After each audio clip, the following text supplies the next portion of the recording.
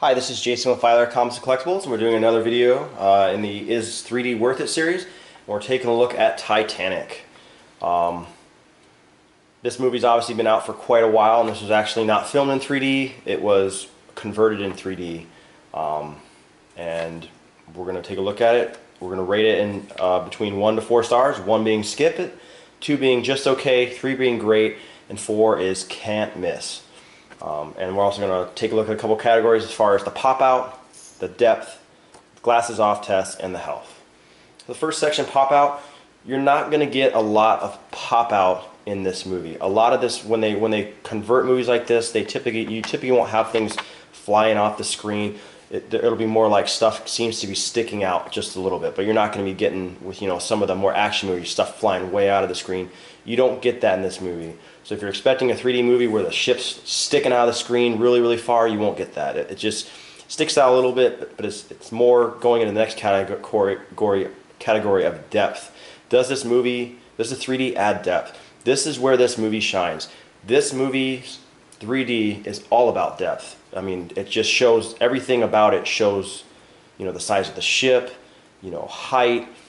There's, the beginning scene where they're on the submarine and they come up to the ship and they're dropping down into you really feel a sense of depth, like you're in deep water and you're coming up to the ship, and it looks like you're there.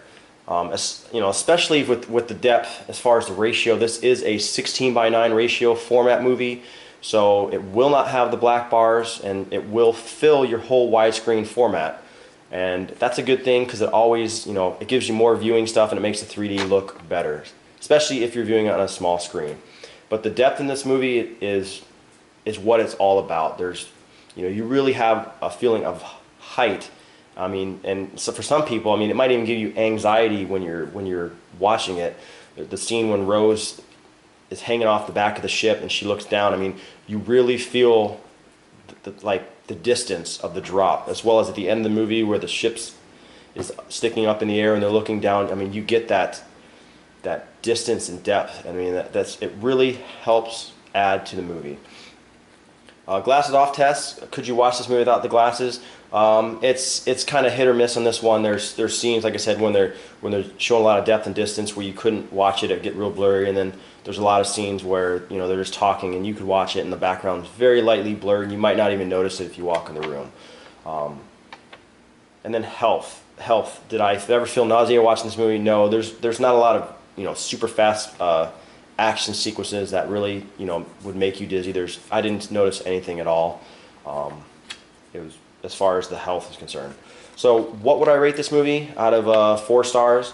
I'd put this movie as great. I can't say that I would only want to watch this movie in 3D. It's great in 3D. I definitely feel it's better in 3D, but I could watch it without 3D and you still get the same thing. It's more about the depth and stuff. I mean, the depth really helps the storytelling, with this movie, with the ship. I mean, so that's why I'd give it 3 stars out of 4.